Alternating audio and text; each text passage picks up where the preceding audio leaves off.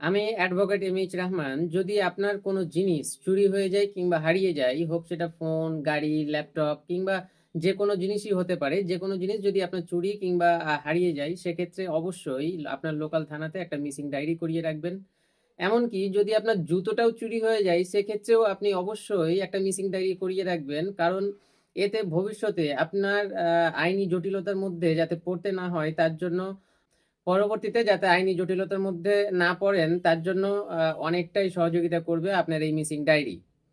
Suppose ধরে নিন যে আজকে আপনার একটা জুতো চুরি হলো, কিন্তু সেই জুতোটা দেখা গেল ২-৪ দিন পরে একটা মৃত বডির সামনে বা কোনো একটা ডেড বডির সামনে পাওয়া গেল। সেই ক্ষেত্রে সেই সন্দেহের তীরটা কিন্তু আপনার দিকেই আসবে। তাই আইনি জটিলতা থেকে বাঁচতে এবং ভবিষ্যতে কোনো আ সমস্যা থেকে বাঁচতে সর্বদা মিসিং ডায়েরি অবশ্যই করিয়ে রাখবেন। তাই সর্বদা সতর্ক থাকুন, সুস্থ থাকুন, শুনতে থাকুন আমাকে এবং ফলো করুন advocate MH Rahman Facebook page এবং ইউটিউব চ্যানেলকে। চলুন দেখা হচ্ছে অন্য কোনো ভিডিওতে, ততক্ষণ পর্যন্ত ধন্যবাদ।